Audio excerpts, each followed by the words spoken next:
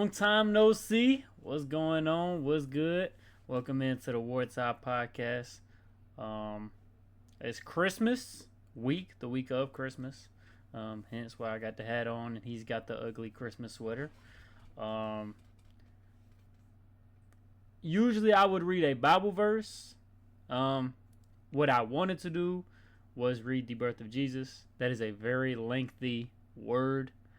So I'm just going to encourage all of you to go read the birth of Jesus for the holiday.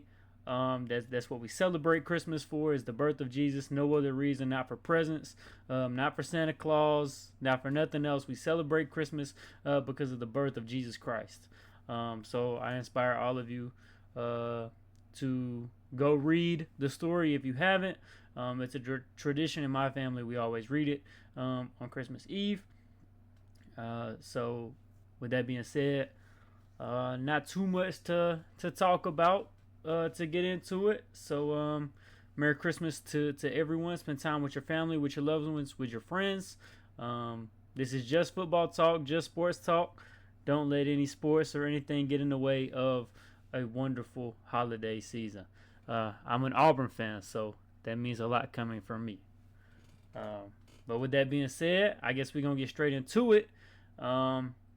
We was going to talk playoffs today. Auburn doesn't have a lot to talk about. I'm just going to bring up the fact that Auburn so far I think has 21 total players entering the transfer portal.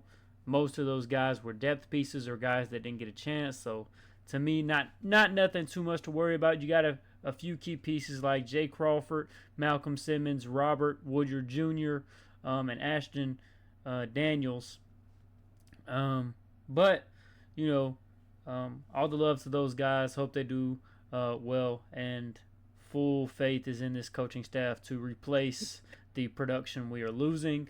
And if you haven't already heard, I think the next great Auburn quarterback has entered his name into the transfer portal. Maybe that might be my Christmas present from Auburn. I don't know how you guys feel about it. I know how I feel about it. Very excited if he does come.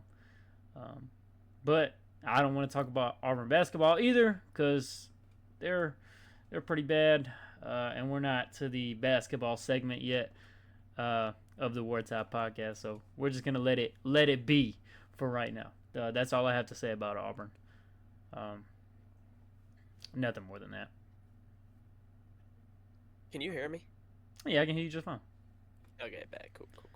Thought my mic turned off for a second, but yeah, I've seen a lot of players enter the portal. Nothing too crazy though, like you said, mostly depth pieces. Bunch of guys that didn't get to play. Now moving on, happens to every team. Few big guys here and there, but I do expect Auburn to bring in Byron Brown. I'm sure that's who you were talking about as the next great Auburn quarterback. We'll see. We'll see how that plays out. There's going to be some other teams interested in getting him, but I do think he will end up down there on the plains. Yeah, other than that, not really too many big pieces. Obviously, Auburn's going to get guys out of the portal just like every other team. Obviously Alex Golesh just now getting there, just now getting to work. So, give it some time. It looks like there's a lot of guys entering right now, but there's plenty of guys that are about to get filled right in behind them.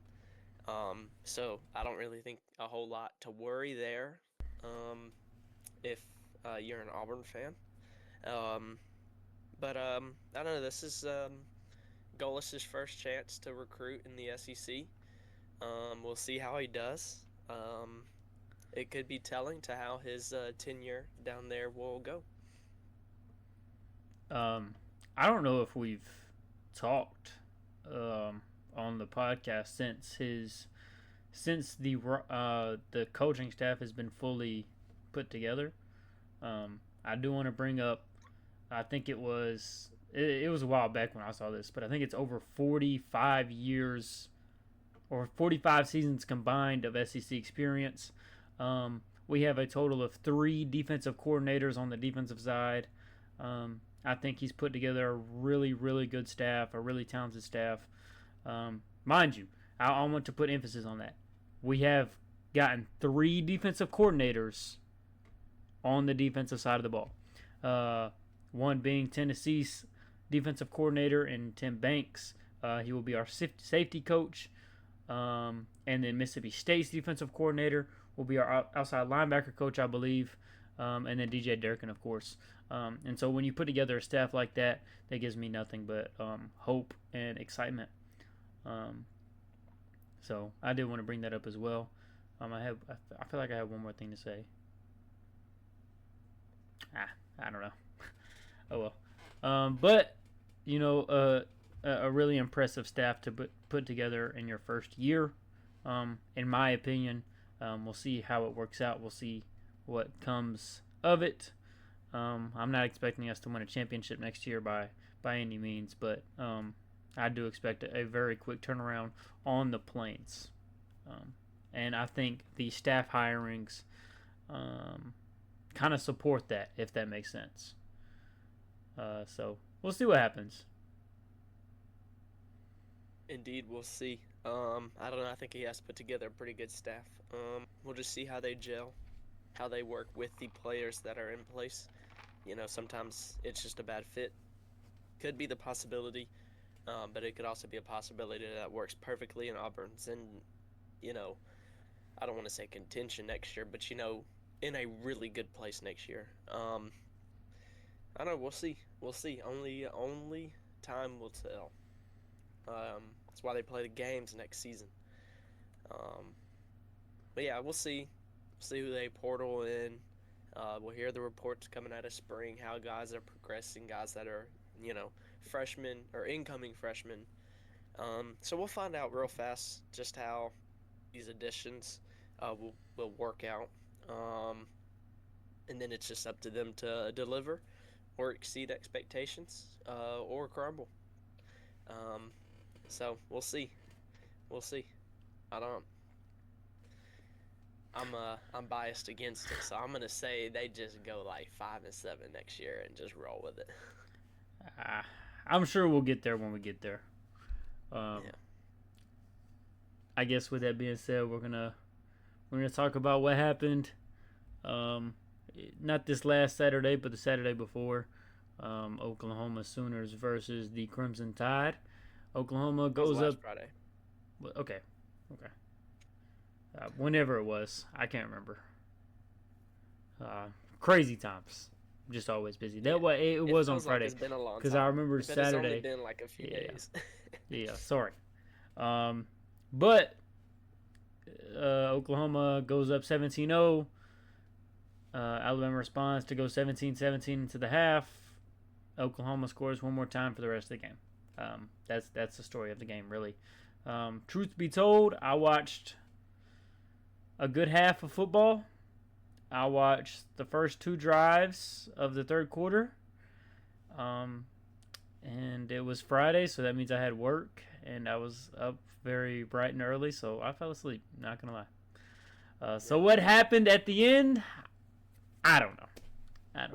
I don't know what happened. I know I watched a really good half of football from 2 teams, and then I watched the first 2 drives, and all of a sudden I woke up and the game's over with. It's midnight. I don't even know what happened. So I'm gonna let you take this one, because like I said, I don't remember watching much of it. Unfortunately, embarrassingly so. I should be better. It's okay. I'll tell you exactly what happened. So, Alabama comes out, right? They they're clearly, you know, the nerves, the playoff nerves, the environment, like it's all affecting them. Oklahoma's coming out super hot. They punch Alabama in the mouth, and then Alabama finally scores that touchdown, and then they get a field goal, and then they get the pick six, and so it's 17-17. And even up until that point, even though it's tied and Alabama's fought back, it's still clear that Oklahoma's winning the offensive is winning in the trenches. They are the more physical team still. They're doing whatever they want to us, even though we just tied it up. Like we tied it because we got a couple lucky plays on defense and special teams. But it's like just getting back to 17-17 and going into halftime just made Alabama realize, wait a second, we're Alabama. we're bigger, better, faster, stronger, meaner than these guys, and we just need to start playing like it. So the second half was a complete flip of script. Alabama was more physical. They won on the line of scrimmage, both sides of it. Um, Played disciplined football. Alabama whooped them boys in the second half. Like you said, only one score after Oklahoma got up 17-0. That was a good drive. Other than that, everything else stalled out except for the missed field goals. So literally, Alabama dominated in every way imaginable in the second half. For it being a college football playoff game against another really good team. So that's what happened. Oklahoma came out and was the dominant team. They were the more physical football team. They looked like how Alabama has looked for the past 2 decades. And then Alabama woke up and was like, wait a second. No, no, no, no. Teams don't do this to us. We do this to teams. And then they forced their will upon Oklahoma. It was great to see. Just when Oklahoma had a little bit of momentum, they decided to bring out 50 Cent and play Alabama's hype song, which is stupid that they couldn't figure that out because that ended up playing against them in their favor. So appreciate that, Oklahoma, hyping our boys up just a little bit. Jeremy Bernard, I'm sure you saw the catch. Insane, nuts, nuts. Um, Jeremy, we've been praising Jeremy all year. He's a good dude. He's a good player. Their number one wide receiver has been the whole year, was last year, regardless of what anybody wants to say. Um, I guess the big standout, clearly, Lotzir Brooks hasn't had a touchdown all year. We knew he was a really good player, and it was only a matter of time before he got a touchdown. Well, he got two. Cuevas was back. He played a big role. Just his presence on the field. Ty looked a little bit like vintage Ty, I guess you could say. He was hitting some deep throws. Once he got comfortable, he was comfortable. He was locked in. He was dialing. He was hitting throws. Not a perfect game, definitely not a good start.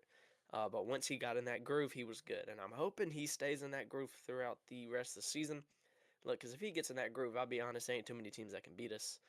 Um, and that we're gonna need that Ty coming next game.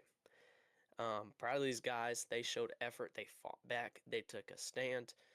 They did all the things that we didn't think this Alabama team would have been capable of doing after getting down 17-0, because that's all they've shown us all year long, is that they get punched, they tend to fold just a little bit, and they found a way to win those games, but they kind of fold just a little bit, like South Carolina, for example. But no, they came back and they beat a really good Oklahoma team. Um, yeah, I don't know. Really, really proud of those guys. Huge win for Kalen DeBoer. um, Quieted some of the Michigan rumors just a little bit, even though I don't think there's any basis to any of that. Nobody in their right mind that's not the biggest coward ever would ever leave Alabama for Michigan, with all due respect to Michigan.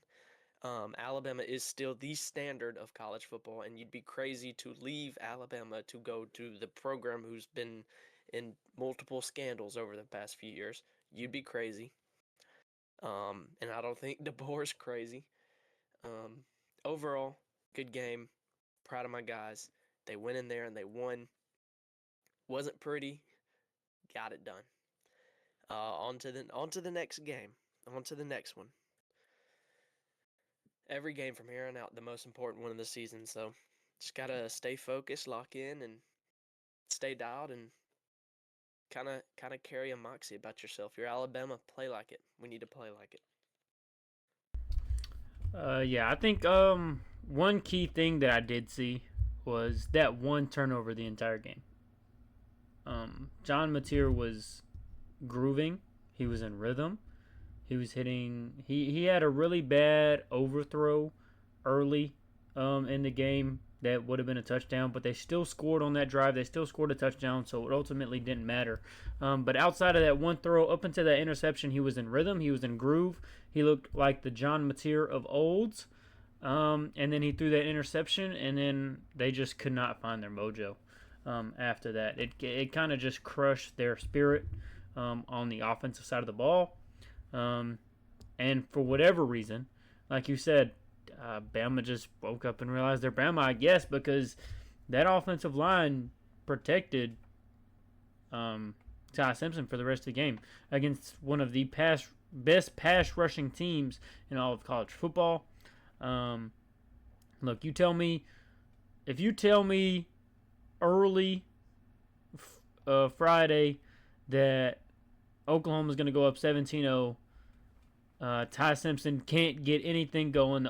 The O-line can't protect him on first down, second down, third down, whether it be on the 10-yard line, the 20-yard line, the 30-yard, it doesn't matter.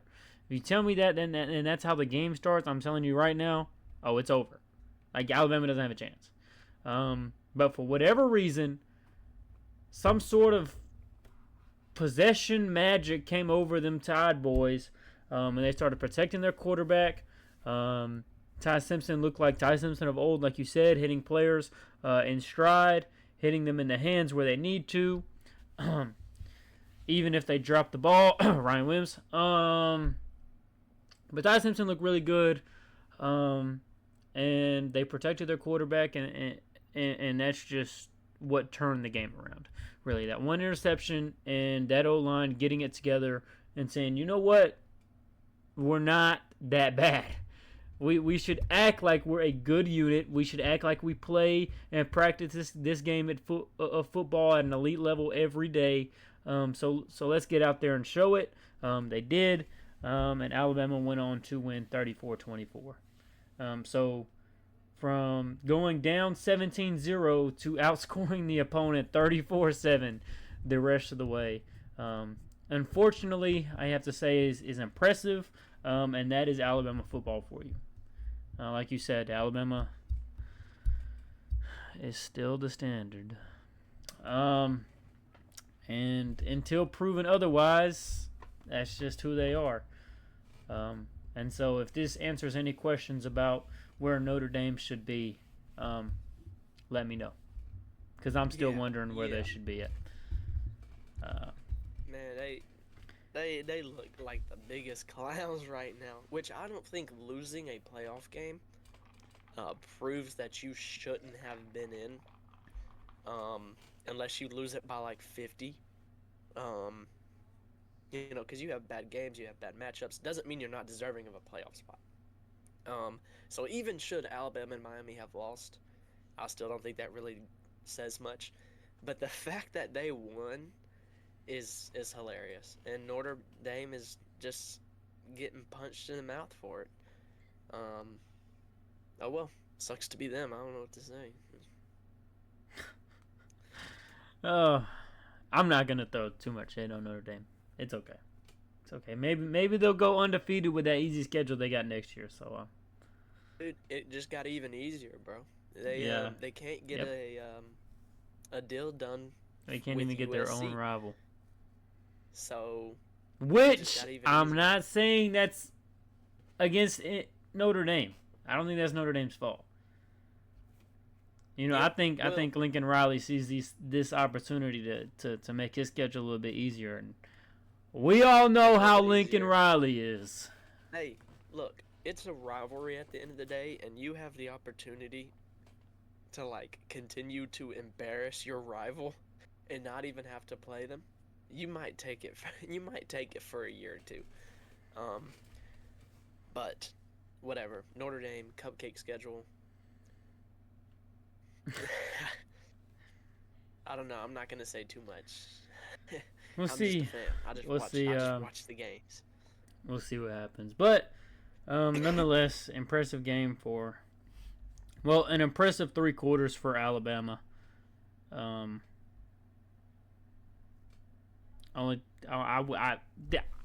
Williams. I just wanted to say something negative. Ryan Williams. Is he gonna show up at some point? Do you think at all?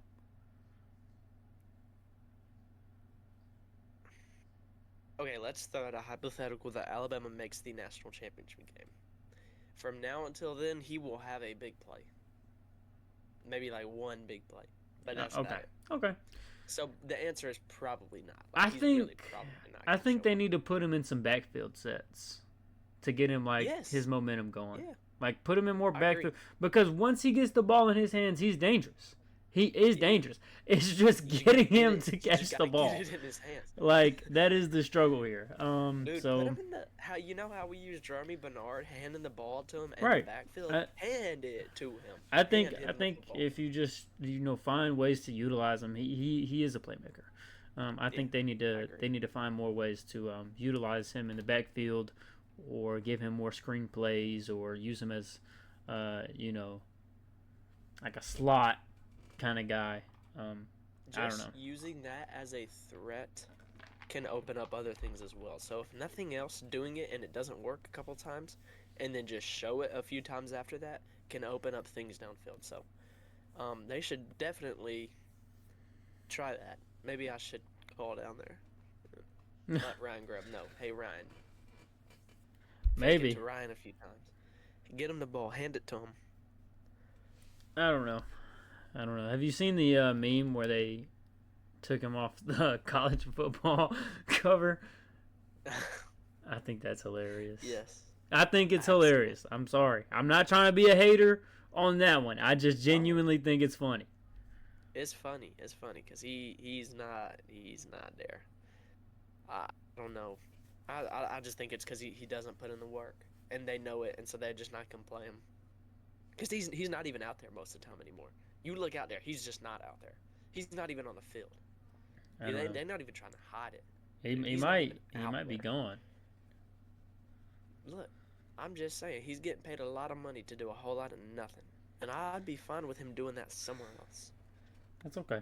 But he's got a lot of talent and a lot of athletic ability, and if he could play like he should be able to play, by all means, stay. I hope he stays. But he's just not doing that yet. Just not living up to expectations, to his potential that we know he can reach. So, I don't know. You know, if he didn't do that, I'm gonna use it like I'm gonna say it like how social media says it. If he didn't do that spinny catchy thing, we wouldn't be sitting here having this conversation. Probably not. I just saw a dude get knocked out year. on my TV. Oh, what are you watching over there? Southern Miss, Western Kentucky. Oh, I was watching the Hawks versus who are they playing? It's the Hawks versus somebody. Nah, you know they're knocked out when as soon as they hit the ground, the arms go up straight up. Yeah, Just like that, that's how you know. Who was it? I watched somebody get knocked out. I think it was an NFL game. Somebody got knocked out this past week. Jake Paul? You saw Jake Paul get knocked I did see that. That was the highlight of my weekend. I'll let you know that now. Hey, but that has nothing to do with the War Top podcast. That's not the war top. But podcast. I saw it, and it was the highlight of my weekend. That's all I'm gonna say. I definitely enjoyed seeing it. But here in a few weeks, Alabama will be playing the current number one, or well, I guess the number one. It can't really change at this point.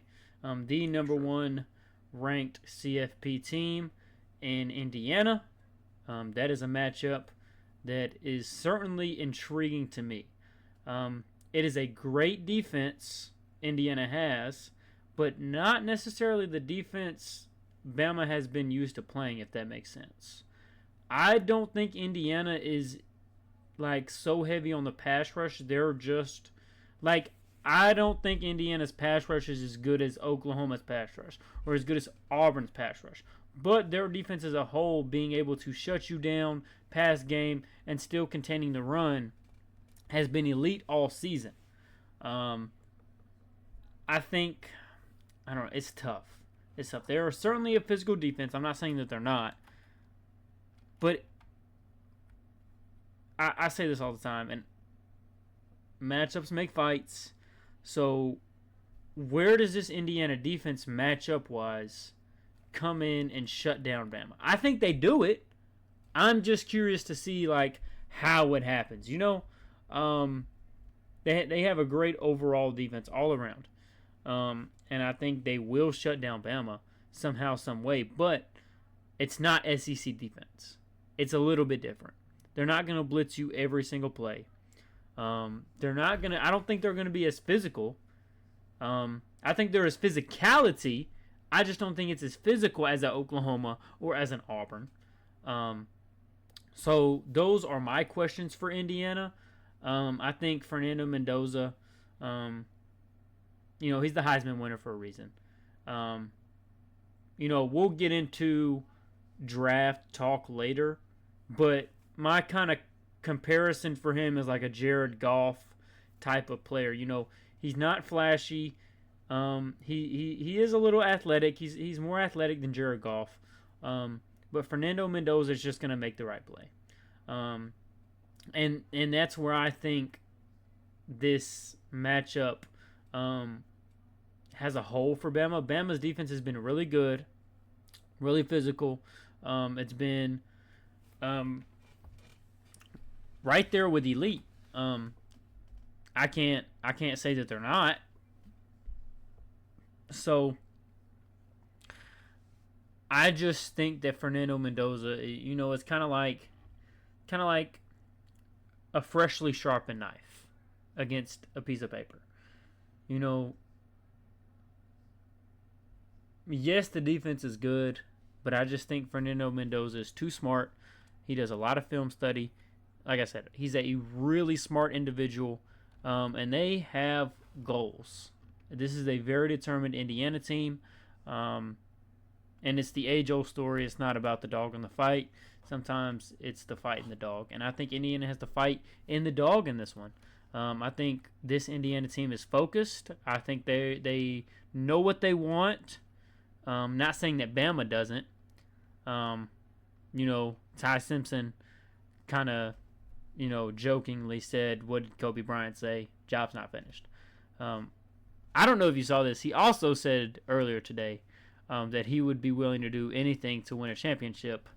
And Yeah. he was asked what he would do, and it's not something I would do for a championship, but hey, if that's what Ty Simpson is willing to do for a championship, we'll see how committed he is. I wouldn't do it, but I want my quarterback willing to Hey, if he's willing to do it, by all means, I'm not going to stop you, brother. I just think it's a bad matchup for Bama. Like I said, I'm very curious to see how this Indiana defense stacks up against this Alabama offense. Because if Ty Simpson can get comfortable in that pocket, I think it will be a really close game. And I think Indiana might, be on upset alert. It's crazy to say that Indiana's going to be on upset alert against Bama. What a time. What a time. Goodness. Right. They're a good team. They're a good football team, and they've proven it multiple times this year. I just think Indiana's the better team. I think they're focused. I think they're better. They're the better coach team. They have the Heisman. I think their defense is elite. I think their offense is good enough to win any game in any situation. I think they can go score 35 if they need to. I think they can find a way to win if they only score 13 like they did in the Big Ten Championship. I think this is a team that just finds a way to win. And I'm going to stick with that going into this is they'll be playing in the Rose Bowl, correct? Right. Yeah, so I'll be taking them in the Rose Bowl. So essentially, it's a neutral site, but Indiana has more of a home field advantage. I guess they're both kind of far away. Honestly, it's probably about even. It probably is. But yeah, I just think Indiana finds a way to win. That's kind of been their story all year. And Kurt Cignetti is a fantastic coach, and they have the Heisman winner, like I've said, like 3 times now. Yeah, I guess the big question is, as far as the Heisman winner, when you win the Heisman, you have an insane amount of media availability, going around to doing interviews, yada, yada, yada. There's a lot going on. So how does he respond from that? I think he responds well. Some guys historically have not responded well right after winning the Heisman when there's more football to be played. Some people will say there's a little Heisman curse in there. I don't know. I don't believe in that stuff, but maybe there is. So that's going to be a question. I actually think this is a good matchup for Alabama. Indiana is a team that when playing really good defenses, different types of defenses, like Alabama's going to show really good defense. They've kind of had lackluster offensive performances You can look back to Penn State. They found a way to win it, but like they didn't necessarily light it up until the last couple drives when they had to. Iowa only scored 20 on Iowa. Ohio State only scored 13 on Ohio State. And that says something that they keep finding a way to win, and that's been Indiana's story all year long. That also has happened to be Alabama's story all year long. Their defense keeps them in games, and they keep finding ways to win football games. Um, I think it's very simple. If it is close, I like Alabama. Did my light just turn off? That gum. Okay, we're good now.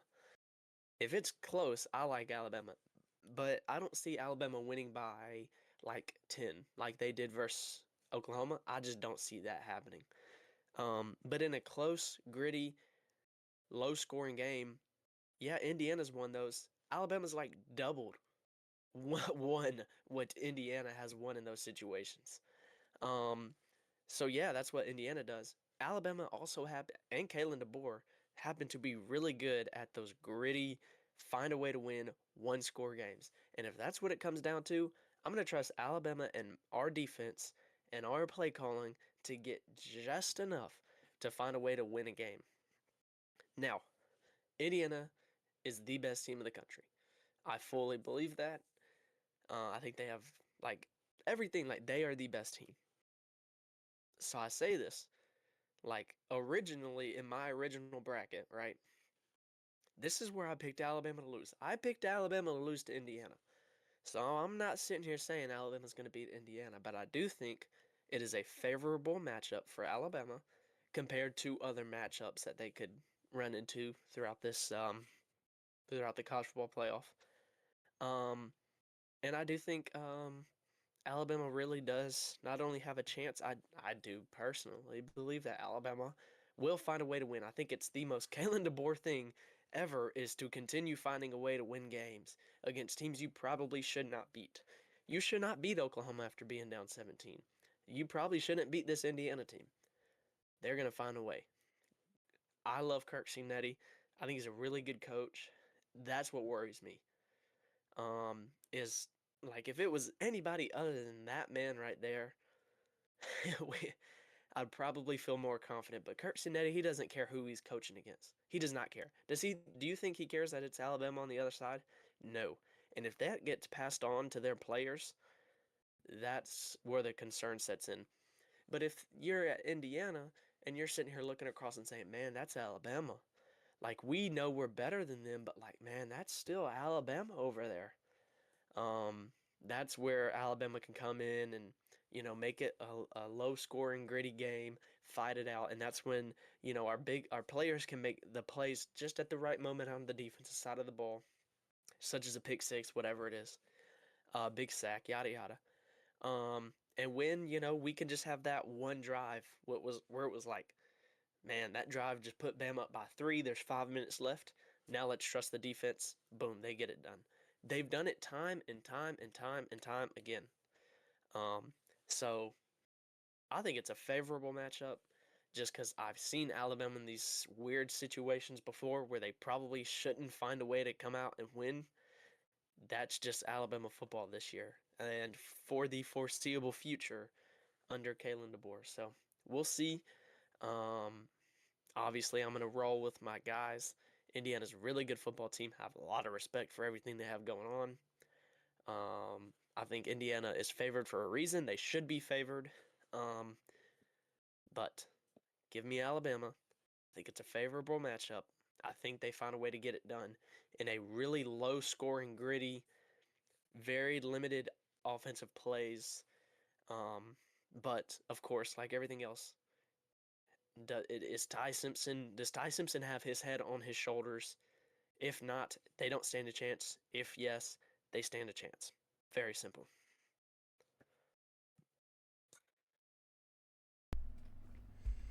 I agree. Um, I think to me it's more so kind of like what you said about Kirk Cinetti. To me, it's just the better coach team, and that's no knock on Kalen DeBoer whatsoever. I just think Kirk Cinetti is. How many times have we seen a back-to-back coach of the year? I don't have that number off the top of my head, but I'm sure it's not many. Nah. He's a really good coach. He's really impressive. I think he's probably a top 7 coach in all of college football right now. And I'm not saying Kalen DeBoer is too far off, but I think it's more of a debate on where he is rather than where Kurt Cignetti is in that aspect. Google him. That's all you got to do. But I really don't have much more to say about this matchup, unless you do. I guess I'll just throw in one more thing. It is of note that, last year, and part of this is just how the playoff was structured. Every team that had a first round bye lost in their first playoff game. So, 1 year sample size, kind of a whack seeding, but nonetheless, they all lost. I don't think that has a ton of effect as to what happens this year. But it will be interesting to see whether or not it truly is just momentum carrying over, which would obviously play favor for Alabama, or whether it was just, the better teams happen to not get the first round bye next year. I think it's probably a bit mix of both. So we'll see how they carry it. I don't know. It'd be interesting to watch. I'm torn. If I had to bet my life on who would win, I'd be pretty torn. But naturally, yeah, I'm gonna go Alabama. The bias is still there, clearly. If I had to bet my life on the game, I think I would go Alabama. Because you're not gonna lose your life because Kalen DeBoer won a football game. Huh? That would be the most silliest way to go out. Why'd you die? You get to heaven. Why'd you die? Kalen DeBoer won a football game. That'd be the dumbest thing. The dumbest thing ever. But that, now that you say that, that makes more sense for an Auburn fan, so I'd put my life on the line with Indiana. I'd rather die off of a Kalen DeBoer win. I don't want to put my hands in any Alabama team ever. I'm glad that you worded it like that. True, because, you'd also... Why'd you die? Kalen DeBoer didn't win a football game. And then that would just be, rough. Yeah. That'd be a rough way to go out. But you're an Auburn fan, Oh, well. I'm glad I don't have to put my life on this game. I'd rather not. Yeah, me too. I'm really glad I don't got to put my life on this game. This game is on January 1st, and I think it's at 3 p.m. Yes. I was originally scheduled to work. Of course. I found a way to get off. I would be watching. I would have just been a little sick that day. I was just sick. They would be like, you did not just get sick again that fast. So hey, I had to actually find a way to get off. You stop in to your local healthcare, your little med help real quick. Hey, I've been throwing up all morning. Yeah, you need a work excuse? Yes, ma'am, I do. I'll see you guys later on. That's all it takes. They'll send you over a Z-Pack. You don't even got to take it. Don't do that. Don't do that, guys. Don't be calling out of work, faking a sickness. We cannot condone. I'm just joking. We can only condone doing the right thing of figuring out a way to get off, which is what I did. I got off. It was pretty easy, actually. The first person I asked said they would gladly take it. They're a very generous person. Yes. Merry Christmas to Garrett. Yes, Merry Christmas. Yes. Much appreciated. I have no further notes, though. Me neither. So I guess with that, we're going to get into the first game that is scheduled that day. Well, I guess we could go with the first game of the playoffs, or the second round of the playoffs, which is Miami, Ohio State. That will happen the day before on December 31st. That will be 6:30 p.m. This is not the first time Ohio State has played on the 31st. Well, you remember what happened last time they played on the 31st? Was that the Tennessee game? Or no, the Oregon game? No, that was, I believe it was when they played Georgia, was it not? Maybe. I thought it was the Georgia game when they missed the field goal. I think you're right. But I don't want to ever cheer for either one of these teams, really.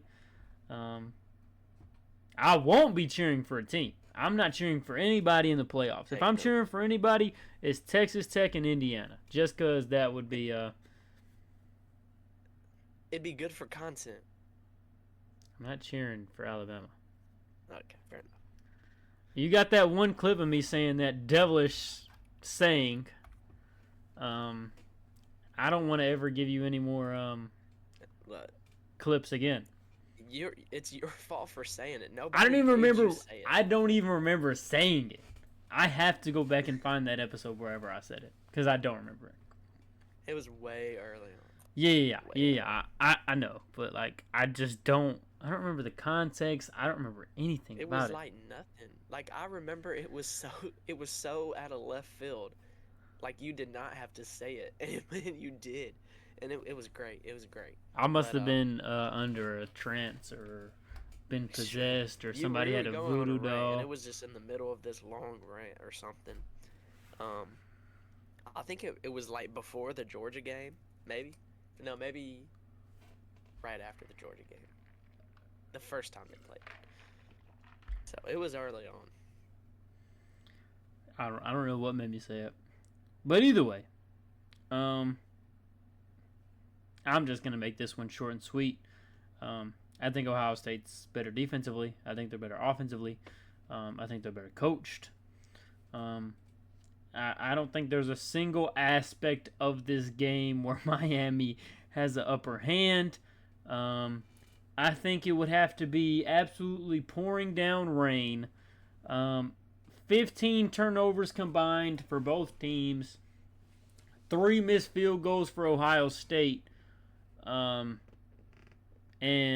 Carson Beck to be subbed out of the game for Miami to win this game. I think that's all the things that would have to happen if Miami wanted to win this game. It just needs to be an atrocious game overall.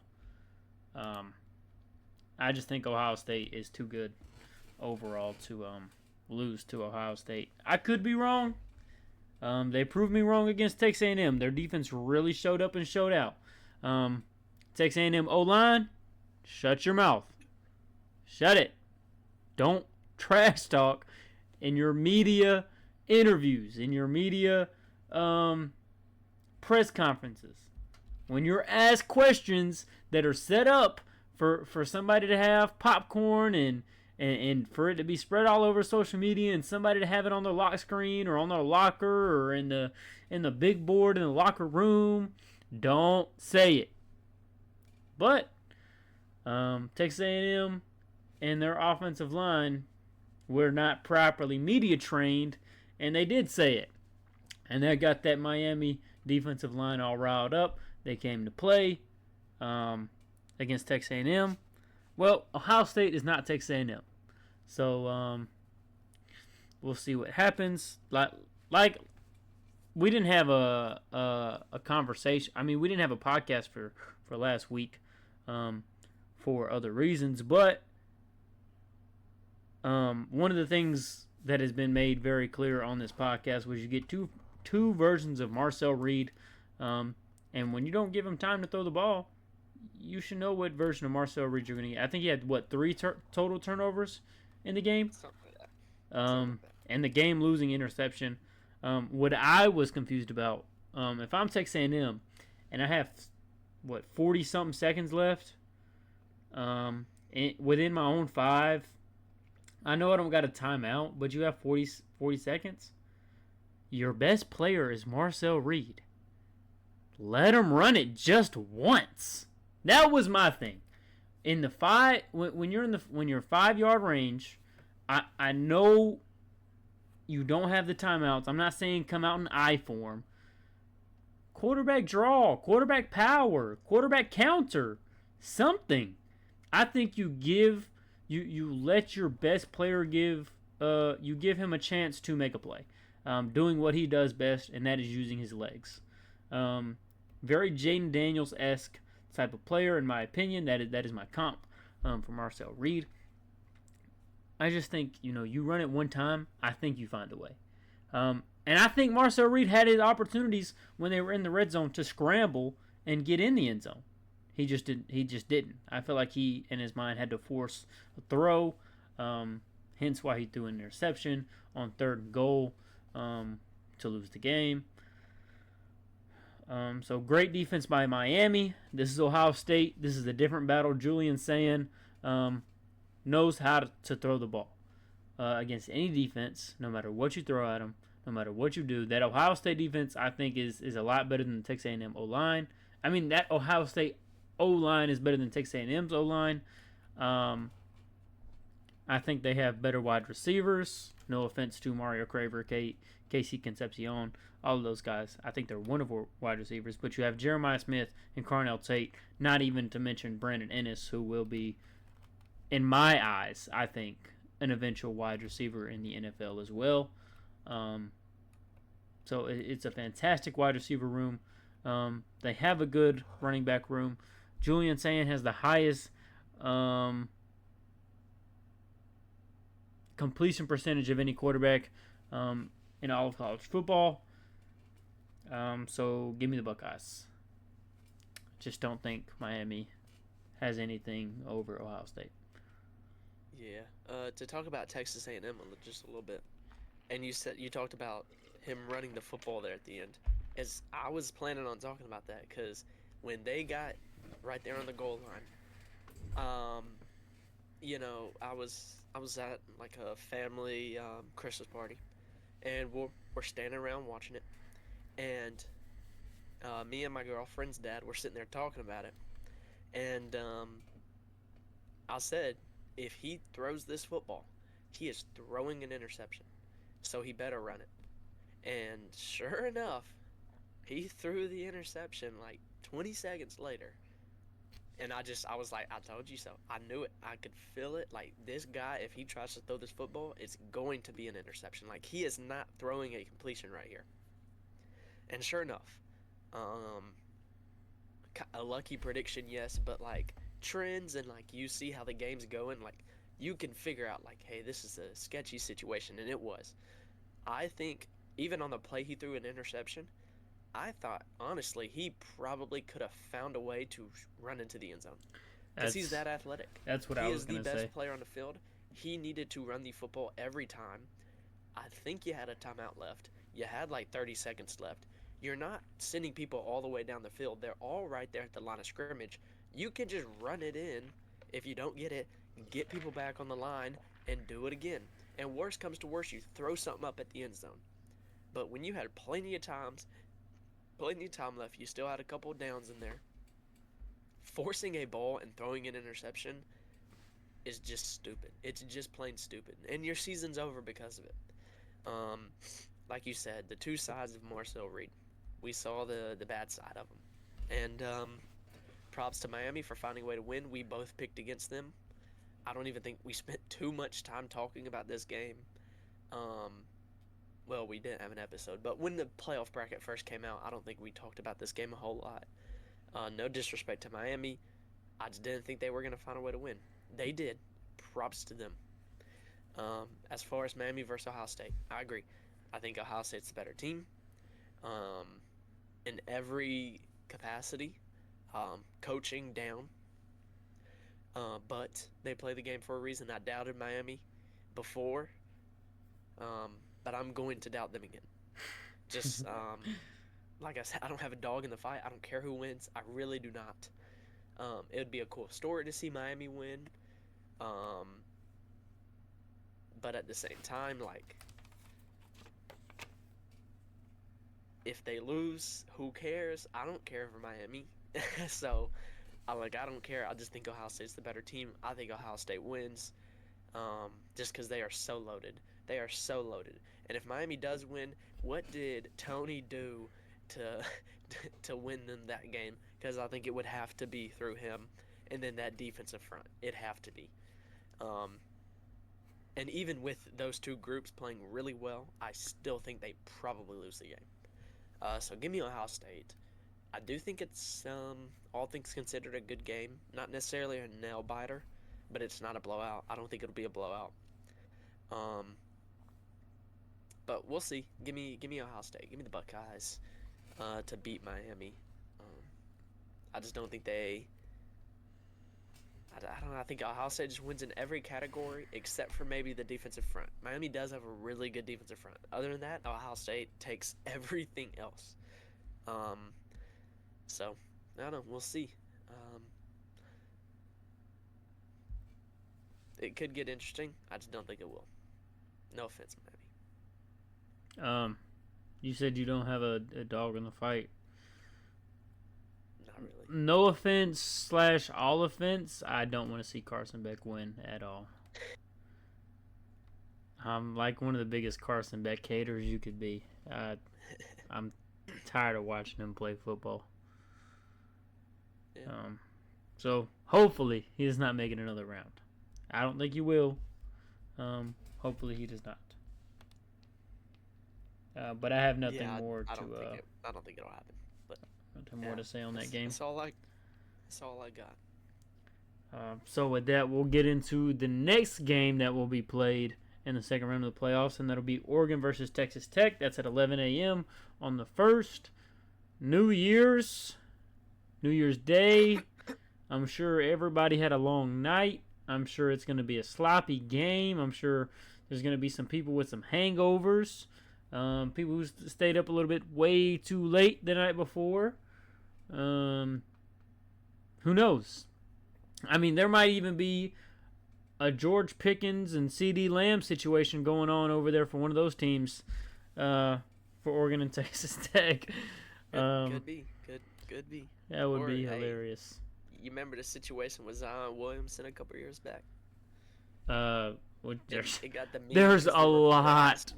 There's a lot of Zion Williamson situations. But you know that meme where the reporter asked Zion what he did, and Zion just grins and looks over at him. He's like, I can't answer that.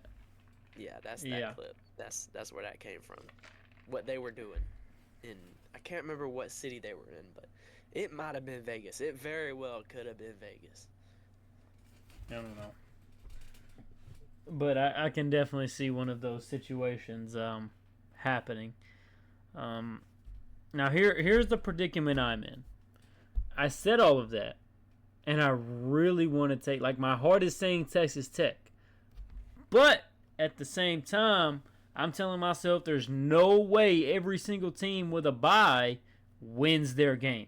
And I'm not taking Ole Miss to beat Georgia. I'm not taking Miami to beat Ohio State. And I'm not going to choose Alabama to beat Indiana. So now I'm stuck in a predicament. Where do I choose the top 4 teams to move forward like it did in March Madness? Or do I go with the opposite route, go against my gut, and do what I think would be the smarter thing and take the what I think is better team? I don't know. I don't know yet. I think Texas Tech has a very, very physical defense. One of the better defenses in all of college football. They have a very versatile offense. Very balanced. One of the best scoring offenses in all of college football. In fact, they might have been ranked number 1. I don't know right off the top of my head. They could have been the best scoring offense in all of college football, though. But I just don't know, man. Oregon is very good. I'm stuck. I'm stuck between a rock and a hard place. Dante Moore might arguably be the best quarterback prospect.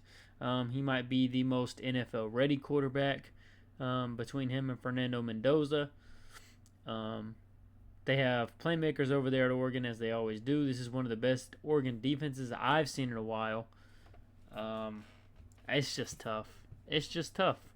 I'm going to go with Oregon just for the simple fact I don't think every single team with a bye wins their game, and I think Texas Tech is that team that loses. I think it'll be a close game. I think everybody will start out slow. I just think Dante Moore is too good. He's a really good quarterback. At the beginning of the year, I kind of stepped away from thinking about Dante Moore and how good he was.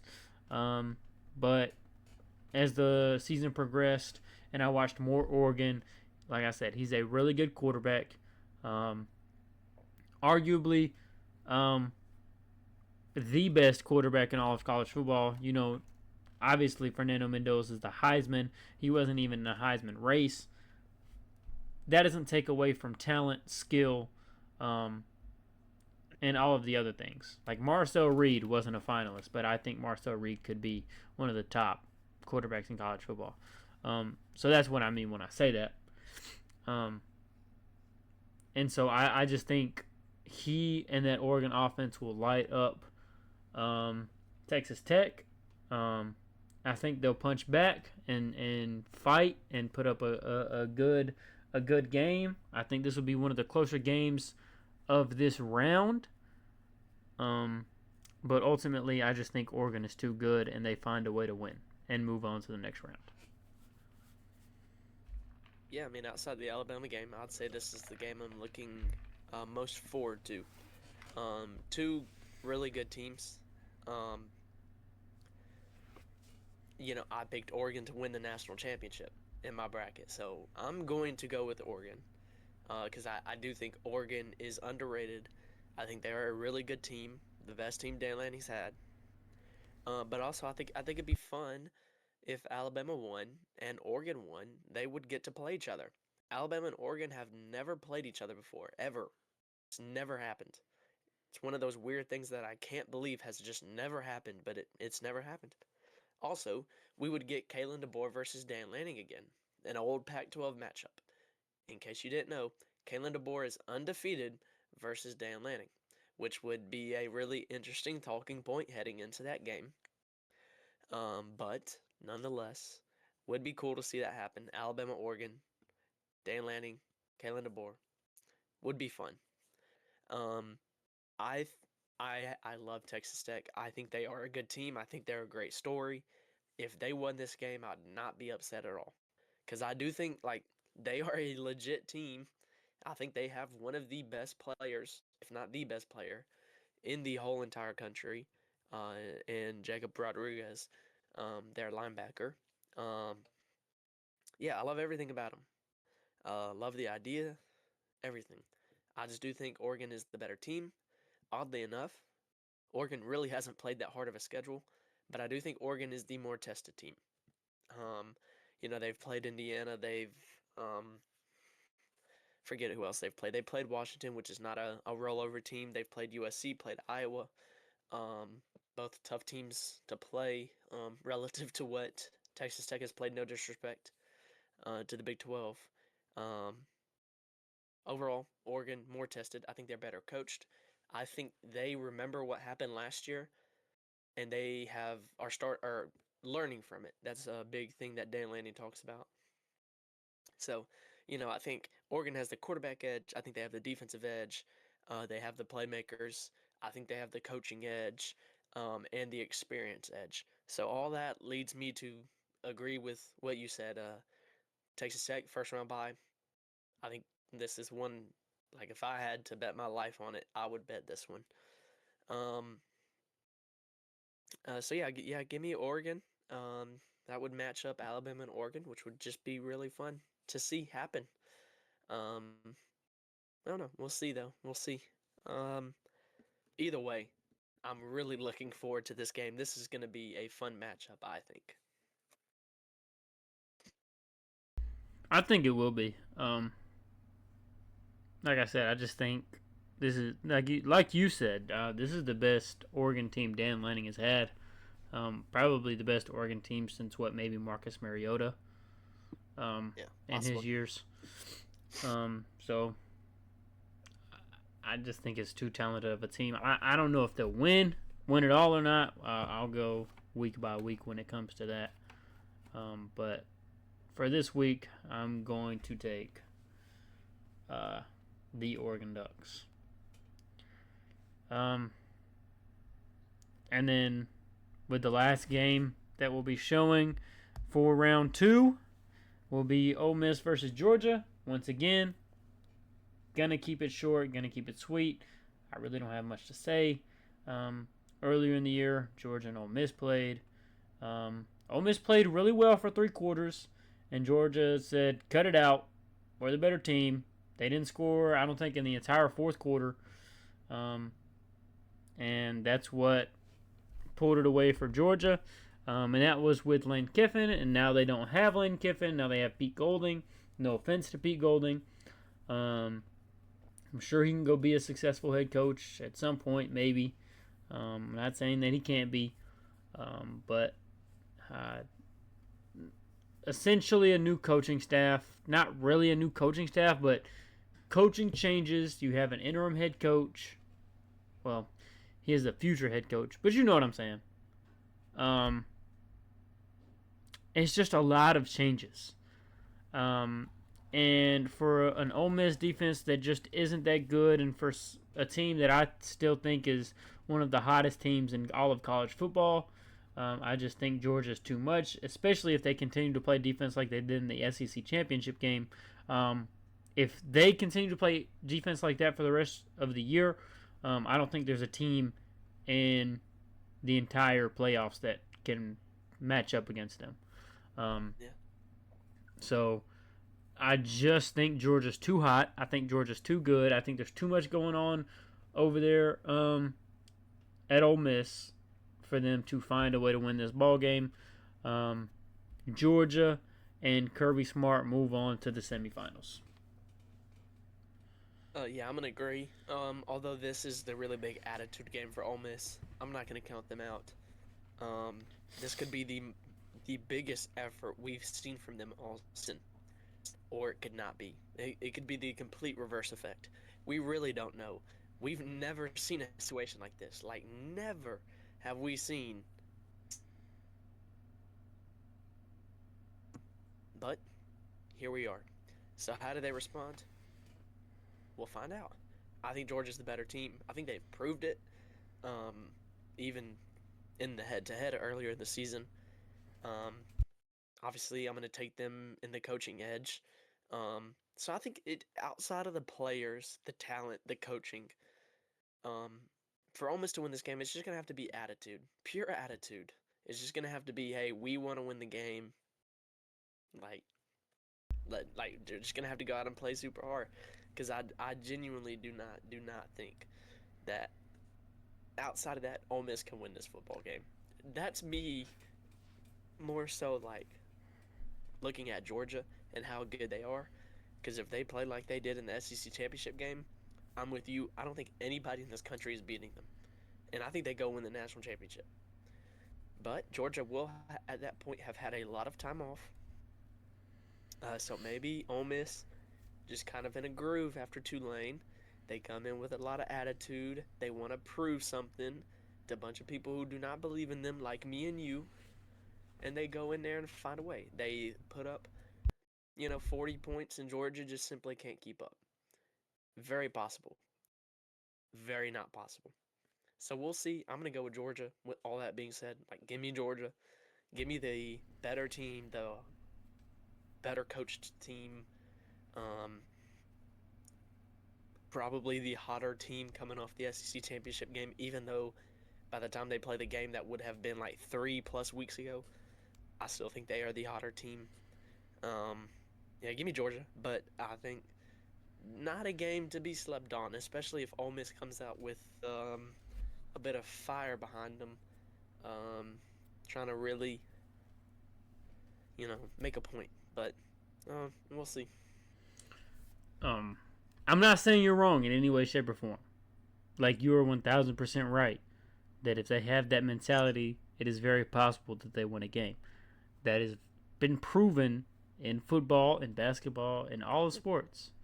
But I found it very funny that essentially you said in every aspect of playing football they have no chance. But if they come out with the right attitude.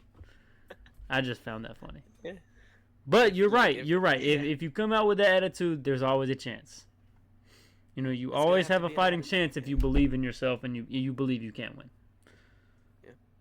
Of the week. Oh yeah. Let me see. Let me pull them up. I have nothing prepared. Oh, I thought you sent me the predictions. I only have the teams. I don't have what the bowl is. I don't have when the bowl is. I don't have the time. I don't It's have. it's okay. It's alright. Yeah. I'm not So, mad at you, bro. I'm not mad. alrighty. So first, let me turn my brightness down a bit. Pitt versus ECU. Um, I think this will be a lot closer than maybe the betting odds predict. Maybe a lot closer than other people predict. But I will go with the ACC team just because they're an ACC team. Pitt is not a pushover. Neither is ECU. I think ECU is a really good football team. Really high-powered offense. I think Pitt just has the more physical players. They're Power Four players with Division One scholarships to play at Pitt, to play in the ACC. I don't. The only thing about bowl season is you don't know who's opting in and who's opting out. But no matter, I think Pitt finds a way to win. But I think it'll be close. I'll go 37-30. I agree. I do think Pitt wins. I do think it's a good game. Like you said, both high-powered offense. ECU really fast-paced, good offense. Pitt known for their offense, as we've talked about multiple times this season. So give me Pitt in a high-scoring game. I'm gonna go Pitt, 37-34. So not too far off what you had. Penn State. This is the disappointment bowl, as I'm gonna call it. Penn State versus Clemson. Two terrible teams found a way to make a bowl game, and here they are. They're playing each other. That's fun. What you got? Yeah, two terrible teams indeed. But I think one is more terrible, not for any other reason other than their AD deciding to let somebody important go. And I'm gonna stick with Clemson on this one for that reason. I think Clemson is the better team of the worst team. I think it'll be an ugly game. I'm going to go 27-24, maybe a handful of turnovers. Maybe it looked like it rained or snowed out there, but nope, it's going to be dry and sunny when they play. I just have a feeling that's how it's going to be. But you're going to think that it rained and snowed the way that they play the football. Yeah. I'm with you. I think it's even lower scoring. I think Clemson does win because I do think they are the better team. I think they're the better coach team. That's not a stretch. It's Dabo Swinney versus Terry Smith. All right, Dabo Swinney's a two-time national championship winning head coach. So, yeah, give me Clemson 24-21. Next, UConn plays Army. It's been a while since UConn's played. Army played pretty recently against Navy, so take with that information what you will. Who you got?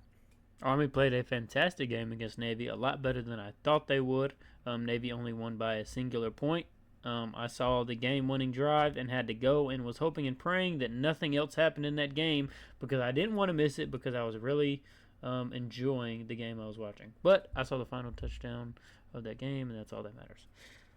But with that being said, I think that momentum for Army, even though it was a loss, I think they find a way to beat UConn. I haven't watched any of UConn this year, to be completely honest. So I think Army will find a way to win. Their defense looked really good against Navy, and I expect that to carry over. All of those Army, Navy, all those teams, they play with pride, obviously. So I expect nothing less in this bowl game. I'm going to go Army to win 31-24. I'm going to go UConn. UConn beat the ACC champions, which is weird to say. They did beat Duke, one of Duke's 5 losses, which is, one of the reasons Duke was able to be in that position because they lost every non-conference game they had. UConn also beat the best team of football. That is the UAB Blazers, for anybody wondering. Ooh, scary good. So, yeah, really, really good team. Give me UConn 24-16. I think it's kind of weird, a very Army find a way to score 16 kind of deal. Next up, a game that I am really looking forward to because I think this is a great matchup. The only downside is, like you said, the opt-outs and stuff. Georgia Tech and BYU. Um, I really am looking forward to this game. I think this is a great matchup. Out of all the bowl games that is not in the playoffs, this is the one I'm looking forward to the most. And I know this is the Pop-Tarts Bowl. I do know that. Who doesn't love the Pop-Tart Bowl? Right. Have you seen their helmets? Dude, they look good. I think they're pretty cool. Haynes King is a senior. I think he's played his last snap of football. I haven't seen this anywhere. Just speculation. I think he is done with college football. I think he's opting out. And I think for that reason, BYU will get the win. I'm going to go 24-16. Let's see. Also, BYU was a very unfortunate situation away from being in the college football playoffs. So, you said BYU 24-16? Mhm. Cool. So I'm gonna disagree. I'm torn, but I think it's fun when we disagree, so I'll just disagree. So I'll take Georgia Tech. Why not? A quick Google search said yes, Haynes King is expected to play. So take with that what you will. That makes me feel a lot better about my prediction. So sure, give me Georgia Tech, and I'll say Georgia Tech. I think it's 30-27. I think it's a little bit higher scoring than I would think. Next, Miami of Ohio plays Fresno State. I don't think I've watched either one of these teams at all. So shout out Derek Carr, Fresno State. 27-13, because why not? Yeah. Let's see. Miami is coming off of losing to Western Michigan in the MAC championship. I picked them to win. They did not. But shout out Ben Roethlisberger, Steeler great. Played at Miami of Ohio. Sure did. With that being said, I think Kalen DeBoer coached at Fresno State, so give me Fresno State. We'll go. I'll say it's 24-21. Fresno State 24-21. Shout out Big Ben. Shout out Big Ben. It's always crazy And to think Kalen that he DeBoer. played at Miami of Ohio. Right. It's always like the greatest quarterbacks played in like random places outside of Tom Where did Brady, Phillip of course. Rivers play? He played at another weird school too, didn't Weird, yeah. And then Drew Brees played at Purdue. Like it's he? Drew always these Brees, weird. Tony Romo. Yeah, Cam Newton, weird place. Anyway, Wow. Just gonna slip that in there. yeah, my fault. North Texas, San Diego State. I like North Texas. I think they're a really good football team. They were a few plays away from being in the college football playoffs. Well, not a few plays, a lot of plays, because they did get destroyed by Tulane.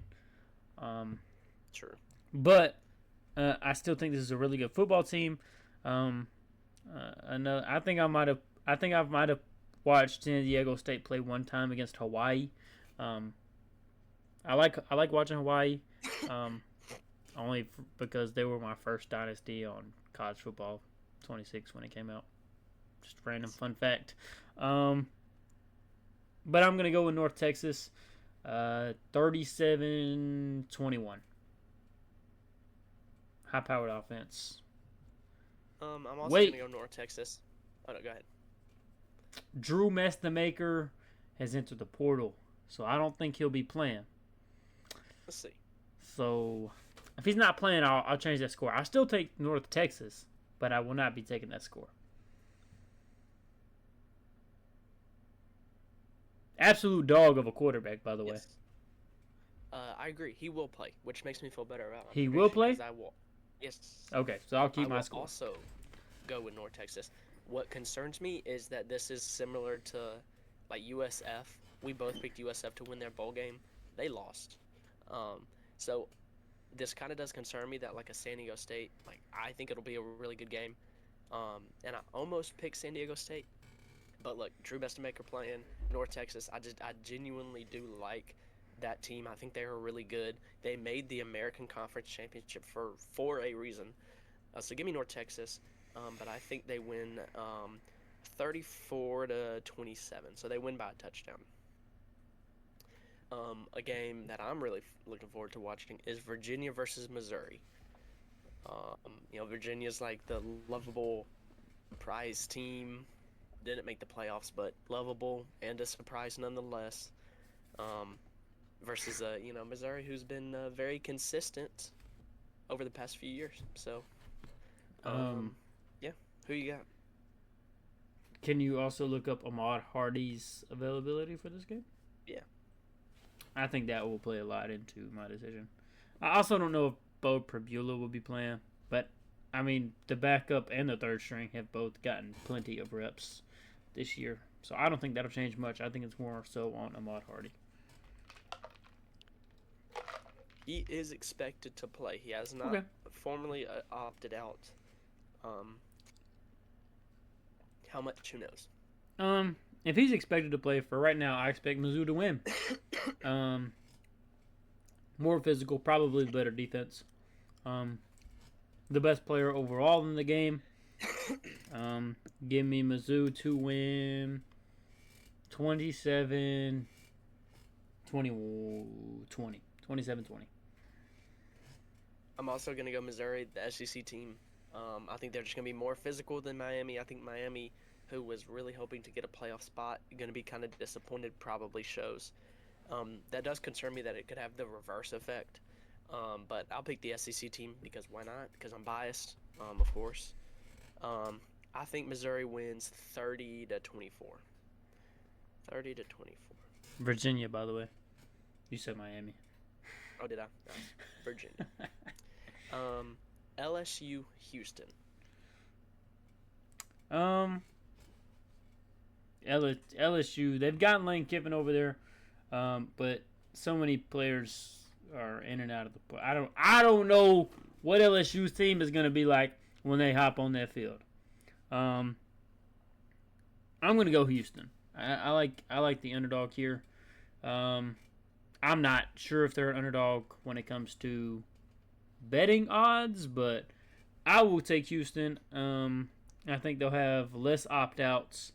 I think they'll have a better game plan. I think they'll be more prepared. Um, and they have a quarterback with SEC experience who is no stranger to LSU. So give me Houston to win 27-24. So I'm also going to go with Houston. They are favored by 2.5. Okay. Um, I think that is just because of the same reasons you said. The portal, it's kind of chaos around LSU right now, which is why I'm going to go with Houston. Also, I think this game just means more to Houston to get to play LSU in a bowl game. Coming off a really good season. They are a really good football team. They've been ranked at multiple points throughout this season. To get this opportunity, even though they aren't the underdogs, they are the underdogs. Like heading into the season, you had LSU who had national championship hopes, who opened the season going to Clemson and win, who Lee Corso made his pick to win the national championship. You get a chance to play that team in a bowl game, and you just might put on the better roster when it's all said and done with. I think you're going to take advantage of that opportunity. I think Houston wins. Um, I'm going to say I'm going to pick one last time LSU to score exactly 20 points. I think it's only fitting. 24-20, give me Houston. I considered it. I really did. This is the Birmingham Bowl. I know this. Um, I was going to go, but then I decided I did not want to see two 5-7 teams scrap it out. Not worth my money. I could watch it on TV. Georgia Southern, App State. Probably, like, this is a rivalry game. This probably will be a really good football game. And those who go to watch it will probably have a really good time. Just will not be me personally. Who you got? Mm, I think what is going to happen here is Georgia Southern won their first meeting. I don't think they win twice. This one's on a neutral site. I think App State finds a way to get it done. I'm going to go App State. What was the final score to their game? Oh, let's see. 25-23. We're going to go 26-23 App State. I just want to flip it around. So I'm going to go Georgia Southern. No reason other than why not just have a disagreement in there. So sure, I'll pick Georgia Southern. They won the first time. I'll pick them to win again. Yeah, no other reason. Know nothing about them or App State other than App State has a pretty cool stadium to play in on the NCAA. Or College Football 26, I should say. So I'll do the exact same score as you, just flipped. 26-23, Georgia Southern. All right. Our last game, Coastal Carolina versus Louisiana Tech. Random, but do you remember who Coastal Carolina's quarterback was last year? I can't remember his name. No, but didn't they win a good bit of games and stuff? Yeah, they were pretty solid. Good. I can't remember his name, but he hit the portal, and I have not heard about him since. Let's see. He was a good quarterback for them. While you look that up, I think I'm going to go with La Tech. Just because I'm more familiar with La Tech. I've watched more La Tech over the years. I'm going to go with Louisiana Tech to win 20-17.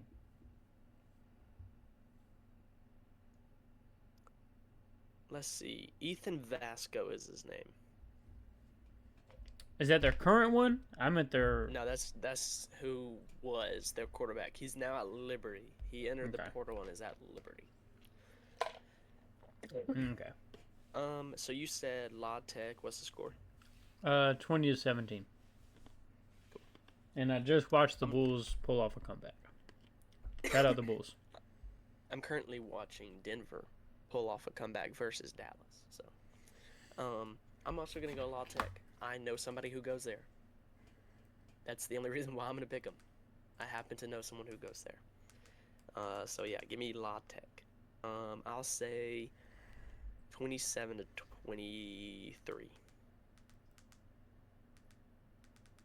Alrighty, that's all of our predictions. 27-23. Alrighty. That was a good little episode. Nothing too crazy. A little bit of chatting. Good conversations in there, though. I'll say. Oh yeah. I feel like it always is. But right. You know, we got all of our predictions. Are we forgetting anything? I don't think we are. No. I think we're all good. So I guess with that being said, you know, thank you wherever, however you watch this episode of the Wartime Podcast. It's the holiday seasons. This was the holiday episode. So Merry Christmas, Happy New Year's. We should see you one more time before the New Year's, hopefully, unless something comes up. But we should see you one more time. So Merry Christmas. You guys enjoy it with your family, with your loved ones, friends, whoever you have to spend the holidays with. Just spend it with somebody. Remember that we're celebrating Christmas because of the birth of Jesus Christ, not for any other reason, not for gift giving, not for receiving gifts, not for, the good food, even though that's a good plus. It's one of my favorite parts about the holiday season. But we gather and we celebrate for the birth of Jesus Christ. And I hope all of you know that, remember that. And if you don't, I hope you get to find that out. I hope you discover it for yourself. It is nothing to be shy about, nothing to be scared of. He's a great and all-powerful God. So with that being said, we're going to get on out of here. And we'll see you in the next episode of the War Top Podcast. Peace.